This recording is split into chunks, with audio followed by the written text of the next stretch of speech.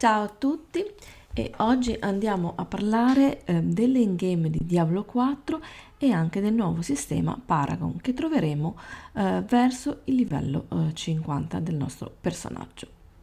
Prima di iniziare ti invito a mettere un bel mi piace a questo video e naturalmente se ancora non l'hai fatto a iscriverti al canale.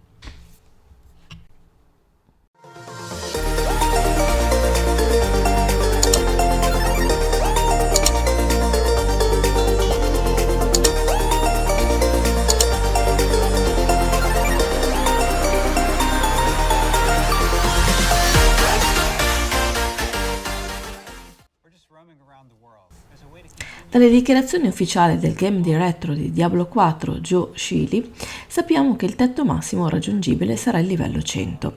Completando la campagna, circa 35 ore di esperienza, si raggiungerà all'incirca il livello 45 e continuando a guadagnare regolarmente esperienza fino al livello 50 verrà sbloccata la scheda del tabellone Paragon.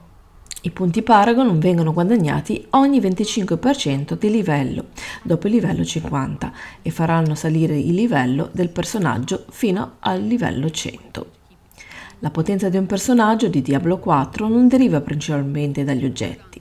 L'obiettivo è quello di avere un buon mix di fonti di energia attraverso il livellamento, i potenziamenti delle abilità attive e passive, le statistiche primarie, gli oggetti e i sistemi di progressione endgame, come il tabellone Paragon.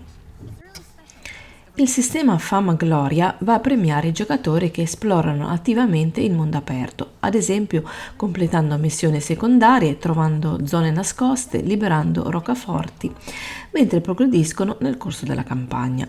Una delle ricompense è costituita dai punti abilità aggiuntivi, che vengono sbloccati non solo per il personaggio attuale del giocatore, ma anche per tutti i personaggi futuri.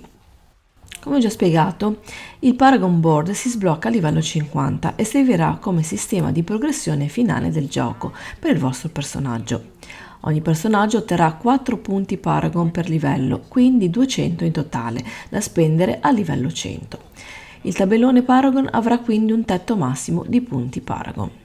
Inizierai dal centro del tabellone introduttivo della tua classe ed effettuerai selezioni a raggiera verso l'esterno, sbloccando le tessere collegate.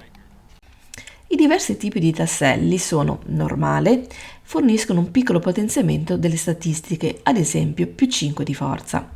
Magico fornisce una serie di benefici più potenti e diversificati, ad esempio il 10% di resistenza al fuoco. Raro fornisce un significativo aumento di potenza, ad esempio concede 10 furia per uccisione, con poteri aggiuntivi che si sbloccano a determinate soglie di statistiche primarie. Ad esempio richiede 175 forza, 125 volontà più 8% di aumento della furia massima. Leggendario fornisce un nuovo potere leggendario al personaggio. Ad esempio, se la tua furia è superiore al 50%, infliggi il 30% di danni in più. Socket inserisce glifi nelle tessere castone che forniscono vari benefici in base al numero di tessere attive nel loro raggio. Esempio, il glifo magico livello 3. Dimensione del raggio piccolo concede un bonus del 30% a tutti i nodi del raggio d'azione. E infine portale passaggio gate.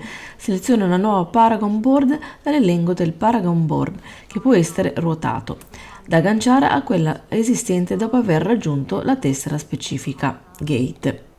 Al momento questo vi potrebbe risultare un po' complicato perché non abbiamo il gioco davanti. Magari più avanti, quando uscirà definitivamente Diablo, farò un'altra guida in merito più specifica mostrandovi il tabellone Paragon e spiegando nel dettaglio come funziona. Un'altra cosa importante di cui non vi ho parlato sono i servizi di un mercante noto come occultista. Avremo infatti la possibilità di estrarre un potere leggendario da un oggetto e cristallizzarlo in un'essenza, che potremo poi conservare e utilizzare immediatamente per trasferire quel bonus a un altro pezzo di equipaggiamento leggendario, anche di un altro tipo. Questo vuol dire che il potere arti marziali che incide sull'efficacia dei calci di un barbaro può essere strappato ad un'ascia e infuso in un qualsiasi altro genere di oggetto, come per esempio un anello o uno spallaccio. Vale la pena precisare che la procedura non può essere applicata agli equipaggiamenti unici e che richiede sempre il sacrificio dell'oggetto di partenza. Si tratta di una meccanica pensata per aumentare la flessibilità del sistema di equipaggiamento ed offrire agli utenti una maggiore libertà nella personalizzazione del proprio avatar.